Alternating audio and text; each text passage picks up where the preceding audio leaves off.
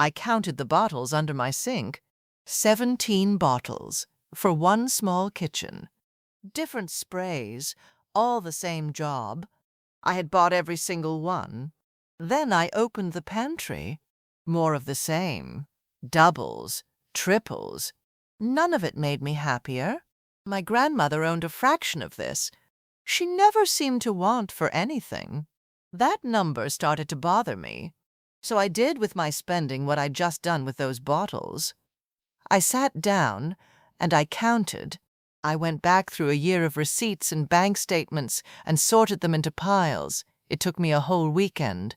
What I found wasn't one big expense. It was 100 small ones I had stopped noticing years ago. Little everyday things I bought on habit, straight into the cart without a thought, because that's just what you do. So I made myself a rule. For 1 month, before I rebought anything, I asked one question. Do I actually miss it? Most of the time, the honest answer was no. I didn't miss it. I had just never once stopped to ask. This is my list of 15 everyday things I stopped buying at 55 and genuinely have not missed. Some are small, a few were hard because they were tied up with who I thought I was supposed to be. Add them all together and it came to more than $2,000 a year. On things I do not miss. I'm counting them down from 15 to 1. The small and easy first. Number 1 is not a product at all. It's the reason I was buying all the rest. But we start right back under that sink with the most ordinary thing in your kitchen. Number 15, paper towels.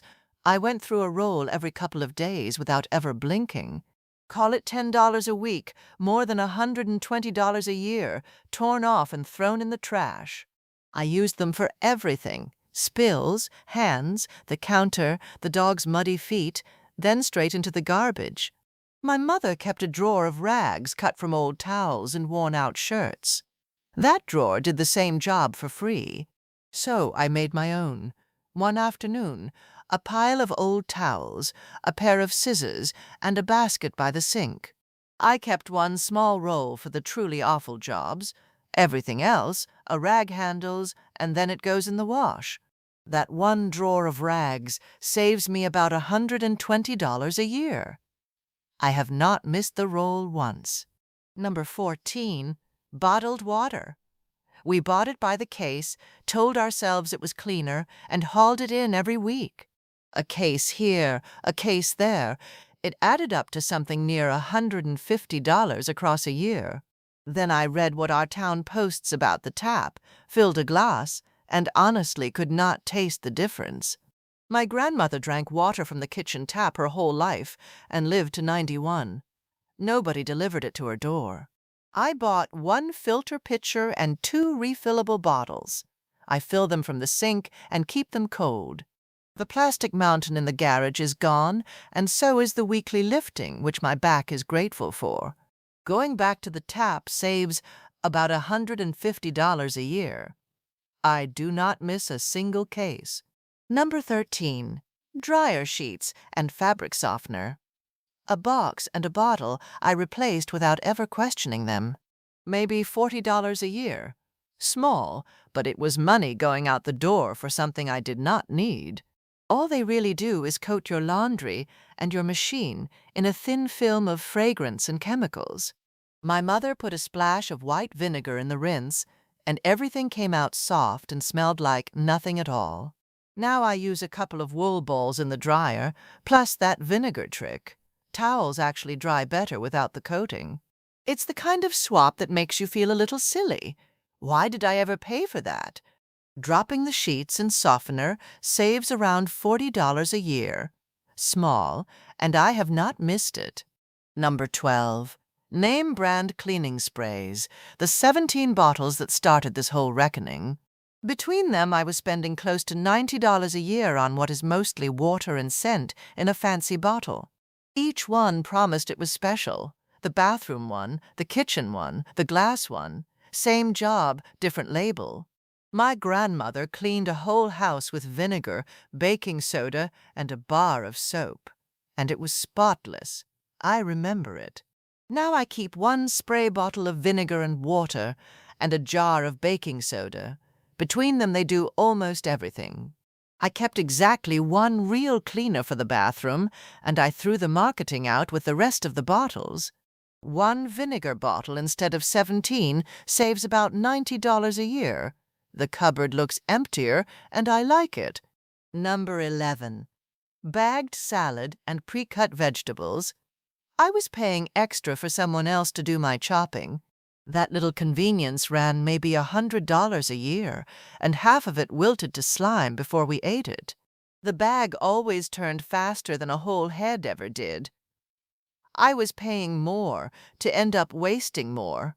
My mother bought whole heads of lettuce and whole carrots, and they kept a week or two in the crisper drawer. Now I buy whole and spend 10 quiet minutes chopping on a Sunday. It keeps far longer and costs far less. There's something steadying about it, honestly. 10 minutes with a knife, a board, and my own thoughts. Buying whole instead of pre-cut saves around $100 a year, and I throw away a great deal less. Number 10. Name brand pantry staples. Flour, sugar, canned goods, spices, the brands I grew up trusting.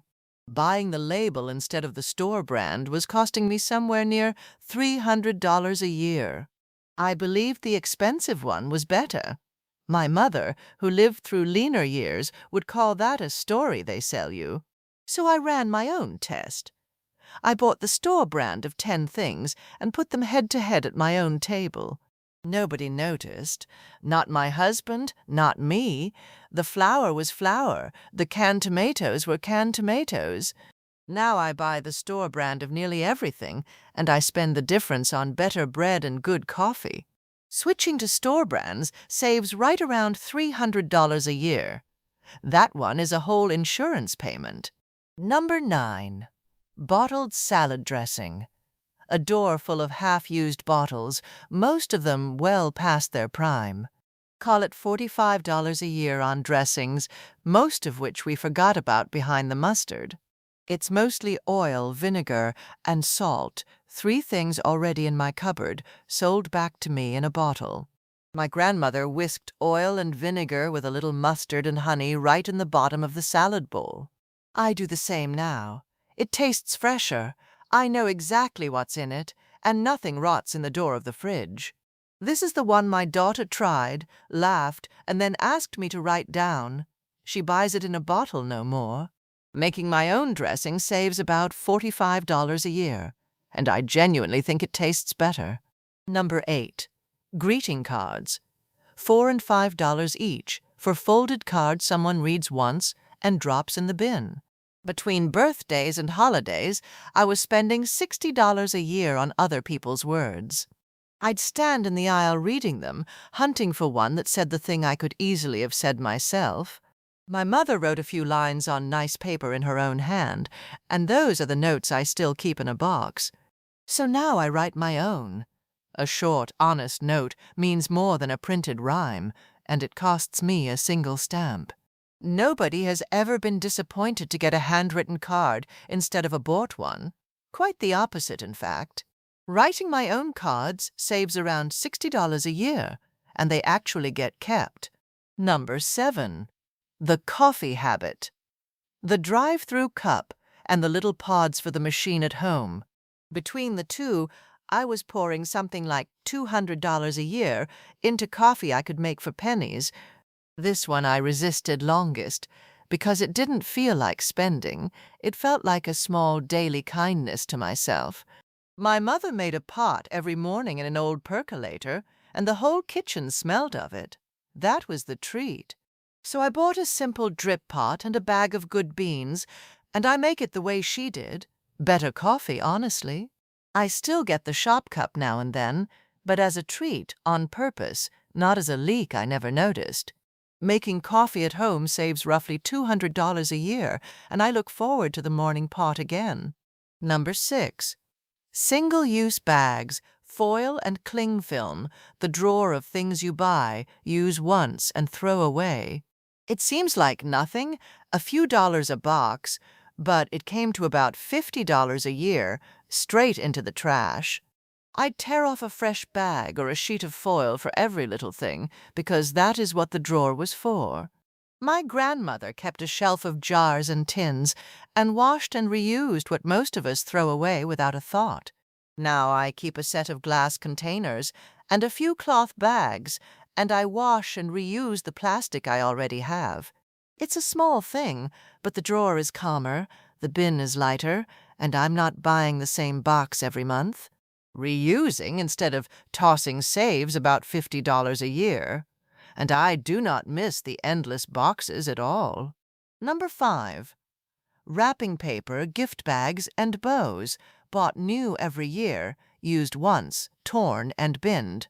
It's easy to spend $40 a season on paper that exists to be ripped apart in 4 seconds flat. And here the reasons get less practical and more about appearances. A gift had to look a certain way. My mother ironed and folded the good paper and saved every bow in a tin. We reused them for years. Now I keep a box of gift bags, brown paper and twine, and fabric for the odd one. It looks lovely, and it's free. Nobody has ever loved a present less because the bag had been used before. That was a worry only I was carrying. Reusing wrapping saves around $40 a year, and my mother's old tin of bows is back on the shelf. Number 4. New clothes to replace ones that only needed a small repair. A missing button, a loose hem, a tiny tear. It's astonishing what I spent, well over $180 a year, replacing things I could have saved in minutes. A shirt would lose a button and I'd quietly retire it, as though a button were some kind of life sentence. My mother kept a sewing basket by her chair and mended things while she watched the evening news. It was ordinary. So I learned the 3 stitches you actually need. And I keep a little basket by my own chair now, just like she did. Most things don't wear out. They lose a button or split a seam, and we've simply forgotten that's a fixable thing. Mending instead of replacing saves me well over $180 a year, and the clothes last for years. Number 3. New seasonal decorations, new wreaths, new table things, new little touches, every holiday, every year. I was spending more than $120 a year to make the house look like the magazines and the neighbors. That's the honest root of it. Not that I needed it. I wanted the house to say something to whoever saw it. My grandmother had one small box of decorations she brought out every year, and the sameness of them was the comfort. Now I keep what I love, I reuse it, and I add one small handmade thing a year instead of a cartful. The house still feels like the season. It turns out nobody was ever grading me but me. Reusing decorations saves about $120 a year, and the old pieces mean far more. Number 2. Takeout and prepared meals I bought because I was tired, and because cooking felt like one more chore. This was the big one, somewhere around $400 a year, spent on being too worn out to cook. And it was never really about the food. It was about admitting I'd let the evenings get away from me. My mother put a simple supper on the table every night. Nothing fancy, often the same few meals, and we were fine. So I keep 5 easy suppers I can make in my sleep, and I cook one when the tired voice says just order it. Half the time it's on the table before the delivery would have arrived, and it costs a quarter of the price. Cooking those simple suppers saves around $400 a year, the single biggest thing on this whole list. Number 1 is not a thing you buy. It's the reason all 14 of the others were in my cart to begin with. For years, I bought to feel like enough. The right brands, the fresh flowers, the new decorations, the ready answer. I thought spending was a way of caring, for my home, for my family, for the picture of the life I wanted. Somewhere I'd learned that a good wife, a good mother, a good host was a woman who bought the nice version. That's the belief I finally stopped buying. Not a product, the idea that my worth was sitting on a store shelf. My grandmother, who had so little, never once seemed to feel poor. She had what she needed, and she was at peace. When I stopped trying to buy my way to enough, the little purchases fell away almost on their own. And I didn't feel like I was going without. I felt like I'd finally put something down that was heavy. That's the thing I stopped buying at 55, and the one I've missed the least. The feeling that I needed more. Everything else on this list is just what that one change looks like at the grocery store and the checkout. $2,000 a year, yes, but that was never really the prize. The quiet was the prize. My house isn't emptier now. It's lighter. There's less to manage, less to buy, less to keep up with. That's what the money really bought me. Not savings in a jar. Room to breathe in my own home. So here's my question for you. What's the one everyday thing you keep buying that you would not actually miss? Tell me in the comments, and be honest. I have a feeling your very first answer is the true one.